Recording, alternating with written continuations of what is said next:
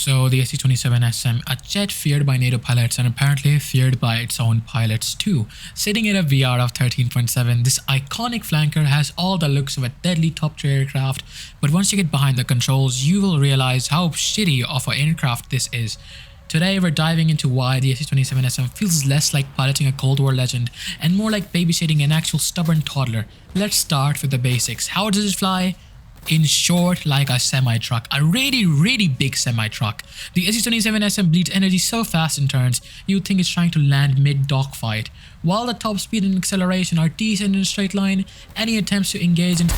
Let's play the guessing game. Guess what times the Americans were on my team and guess what times they were on the other team. I think you're starting to see a little bit of a fucking picture here. After flanking my way back into the battlefield and killing 5 J-10s on the way, let's get back to what I was saying.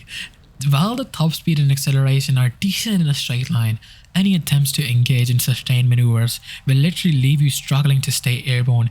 It's like every time you pull back on the stick, the jet looks at you, cobras, and then says, "Are you sure about that?" And then you crash into the ground. And also, spoiler, you should not be surprised because it is absolutely horrid in turning. You'll get 1 or 3 turns in a merge and then you're just over. And a competent F-15 pilot or whoever you're up against will pre-flare your R-73s and then you're just practically dog food at that point.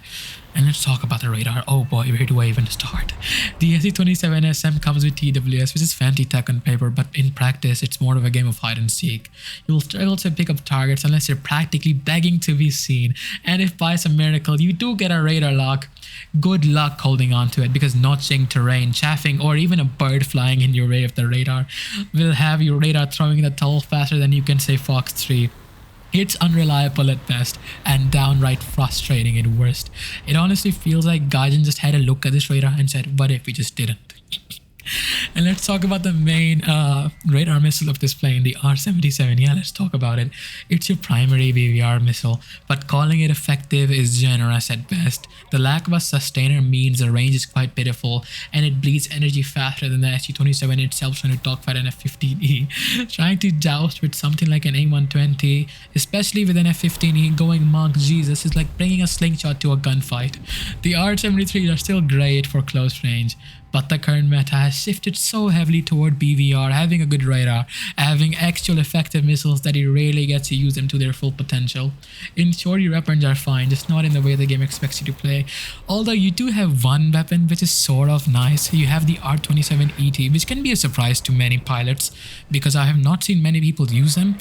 Especially if you use them in rare aspect, you'll have a really nice time against your enemies because they just don't expect the amount of flare resistance it has, and you can capture a bunch of kills. At 13.7, the SU27SM finds itself up against jets like the F-16C, F-15C, F-15Es, and even the Rafales and Eurofighters soon, which are going to be faster, more agile, and just better in every single way. There is no question about it. You'll often find yourself in matches where your opponents dictate the pace, and your team play is only as good as your random teammates allow. The current meta is all about going fast, having good missiles, having a decent competent radar, having chaff, and the SU27SM does not fill any of those criterias. The SU27SM feels like it's always 10 or 5 steps behind. It's frustrating to fly, not because it's terrible, but because it just can't keep up with what it is up against. Also, as I was saying about the R-27ET, this is going to be your Wunderwaffe. This is your missile that is going to grant you most of your kills. So launch them rear aspect and launch them below 10 km because you might end up getting a few kills or two. Anyways, the SU27SM is a roller coaster except where the ride is broken and the operator is asleep. Some matches will go fine where you do get a few kills, maybe even an ace if the stars manage to align in your favor, but most games they are over before you can even get into a proper fight. So as I was saying, let's start with the basics. As I said earlier in the video, it is like a truck, a really big truck. As soon as you pick up speed decently in a straight line, it's not entirely hopeless in the climb. But as soon as you start asking it to turn, it feels like the entire Soviet economy is just weighing you down. Except where the ride is broken.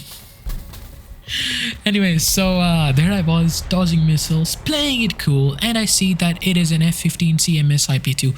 What can go wrong? And as you can already tell by his speed and by my position, this fight is going to be an absolute breeze for me. Let's talk about the radar a bit more, because honestly, it deserved its own roast session. Yes, it has TWS, it has Pulse Doppler, yes, it has HMS, but it's almost like it was added as a prank.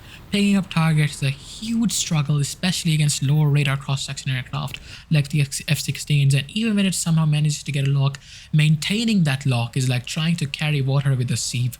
One wrong move or some heavy maneuvering and boom, your radar loses all sense of purpose, just like your hope for an ace.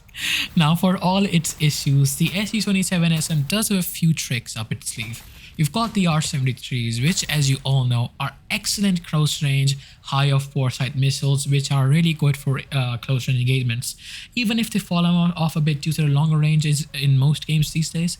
And yes, if you find yourself in a good position, you can still pull off some satisfying moments with the R-73s.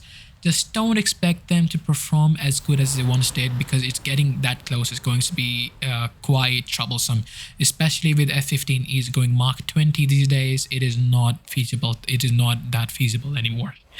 Anyways, the R-77s, you can have satisfying moments with them, like as I'm about to have here. And that's another example of the radar.